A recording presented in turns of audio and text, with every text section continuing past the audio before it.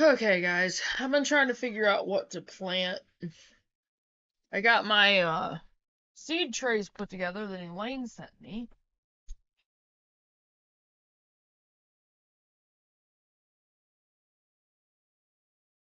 They're actually really cool. There's 5. It has top. You can turn it and airflow. And then there's the seed tray. And it has the bottom, so it's like it has like the water wicking set up to it. Plus, she got me the Miracle Grow seed starting potting mix.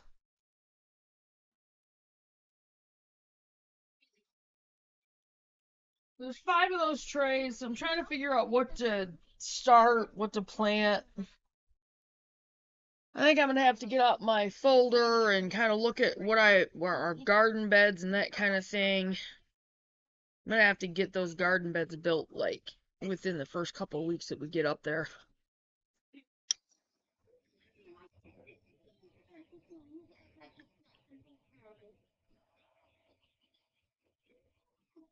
Anyway, yeah, I'm cheating today. I'm having ice cream. I'm tired.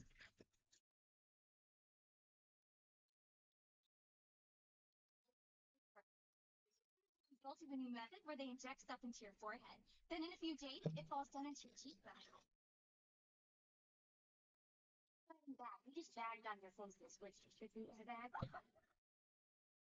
Anyway, yeah, I'm trying to figure out what to plant and Yesterday, my point exactly. anyway, so I'm just really tired today. I can't get it together. I might just end up working on my quilt and I'll do a few more videos. I have the next several days off, so all right. So, chapter 3, this is self-sufficiency. How self-sufficient do you want to be? For us, we want to be completely self-sufficient. A dairy cow, if I can work the pasture area out, a dairy cow will give us all our dairy products, our raw milk to use.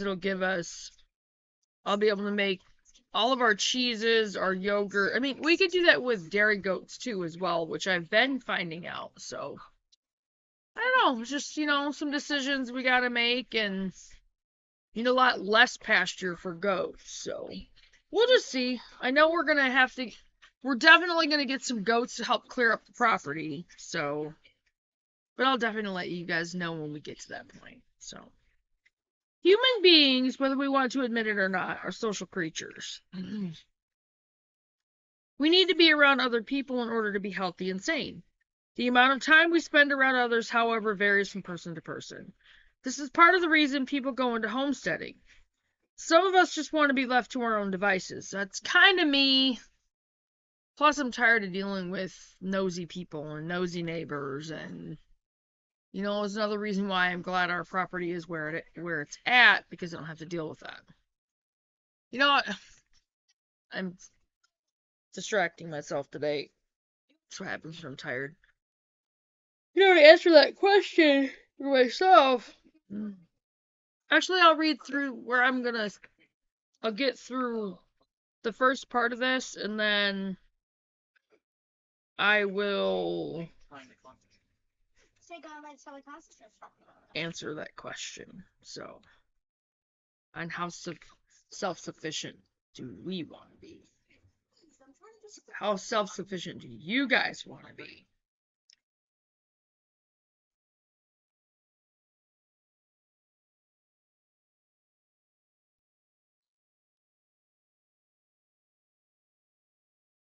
Mm. Can't even get it if we want. Dad put a lock on For some, that means moving into the wilderness of Alaska and attempting to live off wild berries and fresh from the river salmon. For others, that means being self-sufficient enough to reach out and create a like-minded group of people you can work with.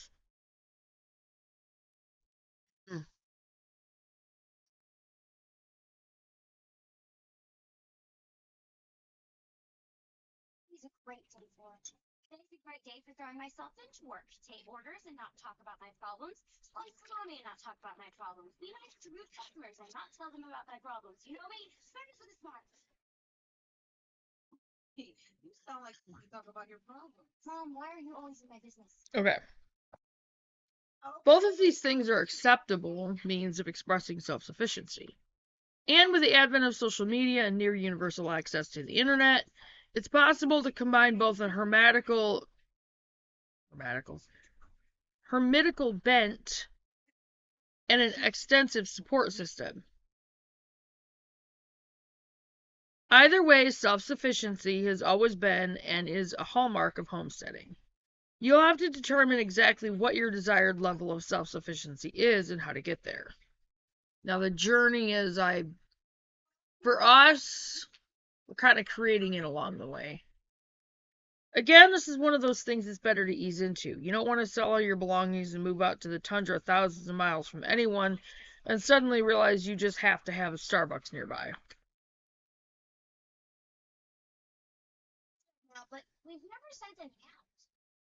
You're right. Separating needs from wants. Again, the best way to determine your wants and needs is to make a list. Be brutally honest with yourself on this. When it comes to homesteading, wants and needs are fungible terms that can mean vastly different things to different people. For example, my list doesn't include constant electricity, but it does include constant access to coffee and the internet. Technically, you do not need. Okay, well, there is actually something I'm going to check out. Though I am going to try to hook the trailer up with solar.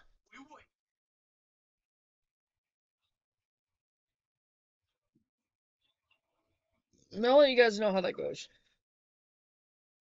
I'll continue that topic later. For my wife, her needs includes constant electricity as well as coffee and the internet. I don't require indoor plumbing, but I do require a method to water my garden and irrigate crops with ease. Blech. Even when others, including members of your own family, consider unnecessary needs, like access to well-made frappes, to be frivolous, be aware that just because your needs don't align with anyone else's, it doesn't make them any less of a need. Psychologically speaking, that frappe may be the difference between toughing out the hottest summer on record in a yurt without air conditioning and quitting and moving back in with your parents while you beg your former employer to rehire you for your previous data entry job. Do not be ashamed of any of your needs. As far as your wants, these are things that you'd love to have but don't necessarily require to complete your homestead journey. For example, you may need livestock and want Angora rabbits. Well, you may wind up with space and time to raise chickens. You may find yourself in a situation where you just don't have the energy or time to feed, water, care for, and collect fleece from a high-maintenance fiber animal. Since this is on your want list, you won't have to make a plan to purchase, house, and raise fiber rabbits, only to find yourself in a position where you have to find some sucker, good Samaritan, to take a giant fluffy rabbit in. Again, these are things you don't have to be ashamed of. Here's a brief glimpse of my wants and needs list. Okay. Oh, guys, I'm tired. All right. Your toes mixed with little earwax. Right.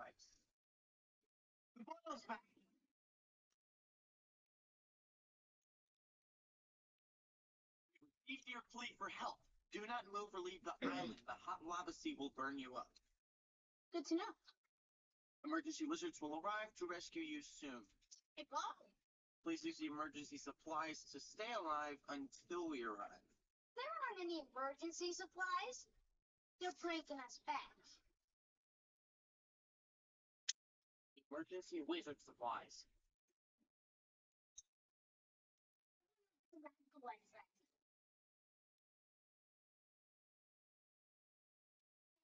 Wizards are coming. They think we're really in trouble.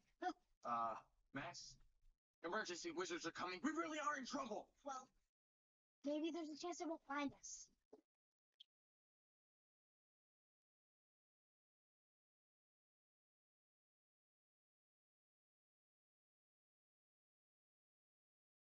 Mm.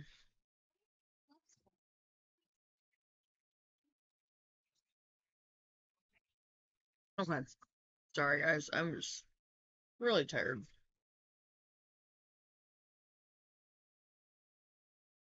An irrigation system so I don't have to haul water or hoses.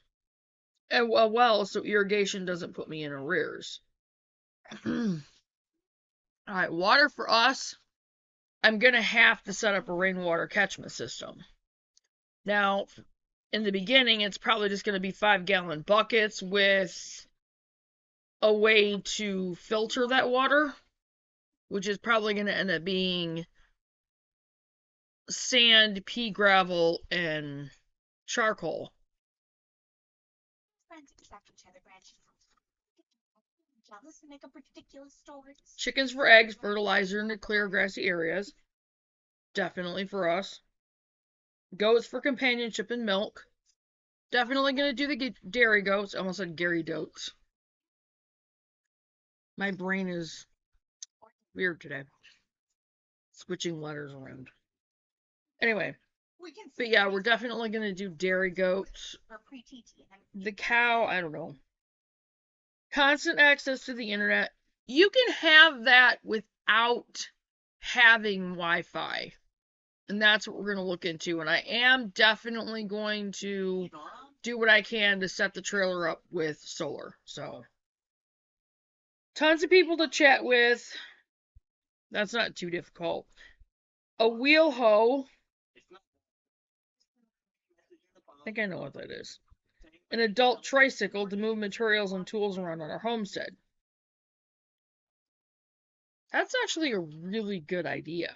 Didn't think about that one. Think I might look into that. Wants. A really cute mini truck I can paint turquoise and haul veggies to market in. Well, I'm not going to use our truck to haul veggies to market because we're going to create our own homestead community up there. But we do need a truck. For us, a truck is not a want, it's a need. A pedal-powered tractor, we don't need a tractor. A stick welder, we don't need that either. An emotional support chicken. That's weird. It's a thing, I looked it up. Now, while some of my wants and needs may not be everyone's cup of tea, an adult tricycle, I know just by glancing at the list how much time and money I'll have to spend procuring these things. You know, I might be able to look on Facebook Marketplace and find that. I'll also have to consider the wants and needs of my family. They tend to be stickers about indoor plumbing, yet oddly enough are unconcerned about the adult tricycle. Weird, I know. Alright, with the camper trailer, obviously there's going to be a toilet in there. I might have to change the system because we're not going to have a way to empty that out up there. So I'll probably have to just create a composting toilet anyway. So.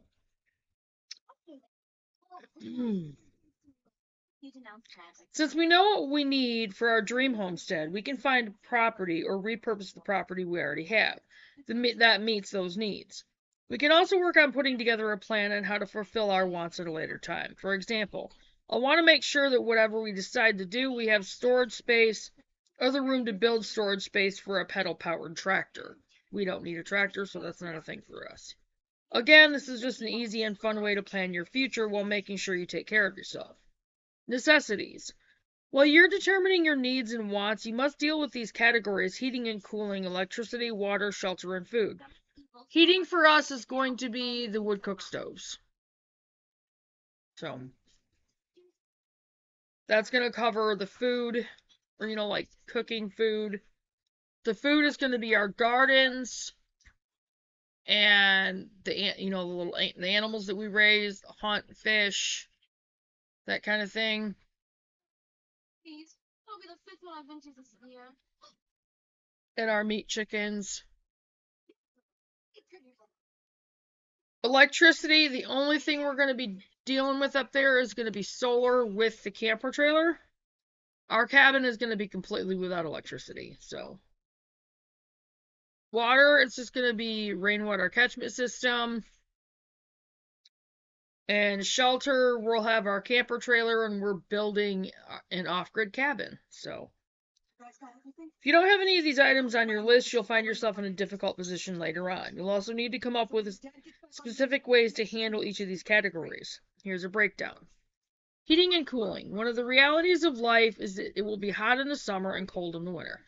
Cooling, I grew up without air conditioning. Yes, we lived in Michigan, but Michigan still gets some pretty hot summers. Hot, humid, nasty, blah. You know what? As long as we have shelter, plus, okay, as far as in the summertime, I'm also planning on, and we'll do this ourselves, actually putting in a pool. And I'm going to build like a housing structure up around it. So that'll be another way that we can keep cool in the summertime. Just have to figure out how to fill it and keep it clean. You'll have to determine your personal comfort level with both these facts. Depending on where you live, you may be able to deal with the heat with strategically placed fans, shade, and iced tea, but that may require you to gather 8 cords of firewood every year before winter rolls through. Other options for heating and cooling include earth tubes, geothermal drainage pipes to heat, cool air before venting into your home. We're not going that extensively.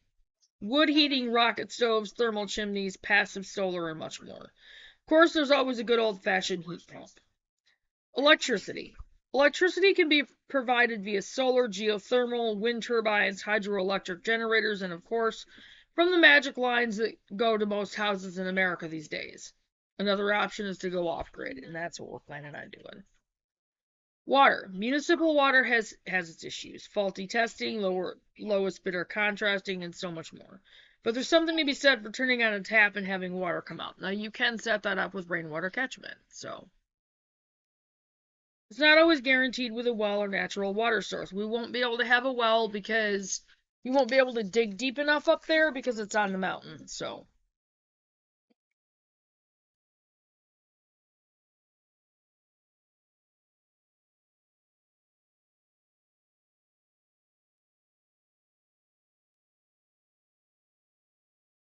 But we will make sure we have water, so.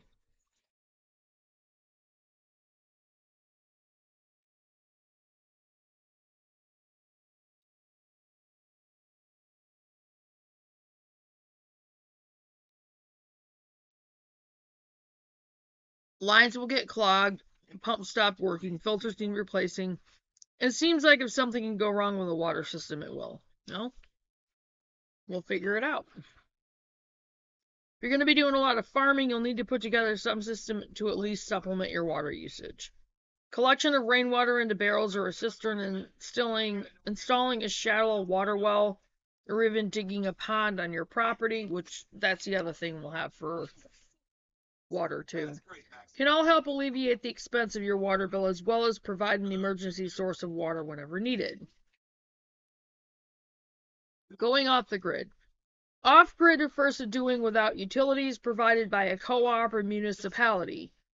Instead of hooking into the power grid, you use a solar, wind, or hydroelectric source or any combination thereof. Or you can even go without power. That's going to be our off-grid cabin. Instead of hooking into a municipal source of water, you can draw water from a well, spring, or even a natural source like a river or stream. That's going to be us. All of these decisions have pros and cons. Water sourced from your own property is going to be cheaper, consideration for anyone using water to irrigate crops or providing water for large animals. Droughts and dry wells may impact you even harder when it happens. Your well or stream doesn't have large amounts of taxpayer dollars working to keep your pipes filled. As far as electricity goes, it's a lot cheaper in the long term to produce your own. In the short term, however, setting up an off-grid electricity system is expensive and means putting a lot of infrastructure in place. And you may find yourself dependent on petroleum-powered generators for part of the year. It's only going to be the camper trailer, again, so. when the sun and weather don't cooperate or even losing power at inopportune times. If you decide to take the leap, there are even bigger rewards. It doesn't get more self-sufficient than producing your own water and power. With the increasing availability and reduced costs of off-grid systems, that decision doesn't have to lead to a life of deprivation. And the other thing that I'm going to invest in are going to be those two books, No Grid Survival Projects and The Self-Sufficient Backyard. And in those, especially in the No Grid Survival Projects, in both of those, it teaches you how to make your own, literally make the solar panels yourself. Like, make your own complete system from repurposed materials. Yeah. Just trying to string And like creating the whole thing yourself and excuse me, come for the tea. setting up a whole Always protect you. like rainwater catchment system, filter system. Bigger loser. Also, Oh, you think I'm a loser? This is what I think of you. What do you want to do with that cake? I want to eat it. Okay, what's the second thing you want to do with that cake? I want tea.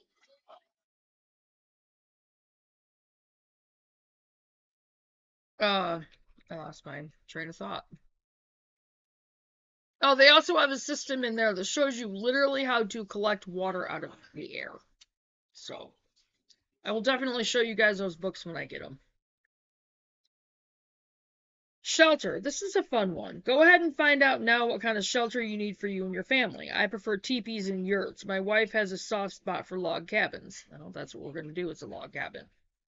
We both enjoy tiny houses. A friend of ours managed to purchase a farmhouse constructed in the 1800s. Dream big, but be aware that a specific type of home may be better served as a want than as a need. While my dream home is a yurt in the Blue Ridge Mountains, it'd be difficult to raise a family of 4 as a mountain man in one of America's last great wildernesses. Which means we got a home with 3 bedrooms. The yurt doesn't provide the privacy needs for a teenage son and a tween daughter. Still, it's a lot of fun to sit and think and talk about, just to be as realistic as possible to meet the needs of your family.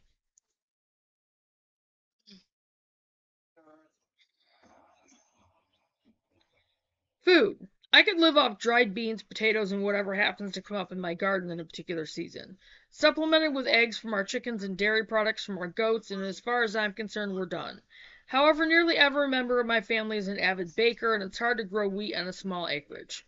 And they all love their meat. That means when we went looking for our homestead, I needed access to a location with a well-stocked grocery store, and I didn't want to start raising my own beef cattle. We did, however, also require a home in a town with at least one farmer's market and the ability to buy food, good whole food for our family. I know some people who can live off military surplus MREs and be perfectly happy. But when you're making your plan for self-sufficiency, make sure you understand exactly what you need and want to eat. Hopefully your homestead will be a forever home for you and yours. And if you need access to fast food chicken nuggets to be happy, make sure that's part of your plan. I highly recommend you stay away from that because those are very, very toxic. Okay. And that was actually all of chapter 3. That wasn't as long as I thought it was going to be, so I'll go ahead and get this up there, and I will see you guys on the next video. I might go ahead and start planting some seeds. I just need to figure out what, and I'll probably do a video on that. And I'll probably work on my quilt, and so on, and so on, and so on. So, I will see you guys in a little bit on the next video. If any of you are new to the channel, and I know I have a couple new subscribers, welcome to the channel. And we are Faith First Farm and Homestead. We have 12.53 acres down here in Oklahoma. We moved down here a little over a year and a half ago from Michigan. And if you go to our live tab and click on Faith First is Going Live, in that video I go through and I explain more of what got us into homesteading and why we decided to move down here to Oklahoma from Michigan. and, you know, plans for the property and what we're planning on doing with the property with, you know, like our cabin and our buildings and our barn, our animals, our gardens, that kind of thing. So just go ahead and watch that video and go through our videos and watch our videos and just, you know, leave comments. Please leave comments on the videos. I really want to get to know my subscribers. And on top of that, I'm working on being able to put together a welcome package for new subscribers. And that will include a t-shirt, a Faith First Farm and Homestead t-shirt, and, you know, a few other things. So I will go ahead and get off from here. I'll get this up there. And guys, if you're not subscribed to the channel, make sure you hit subscribe and click on, you know, hit notification and click on the bell, click on all, so you get all the notifications, because I do tend to upload a lot. So I will see you guys in the next video. Remember to leave comments, guys. And hey, I'm going to ask you guys that question, and I'll finish answering this now real quick. How self-sufficient do you want to be? Now, for us, that is... Actually, you know what? I'm going to make another video of that, and I will see you guys in the next one. Bye, guys.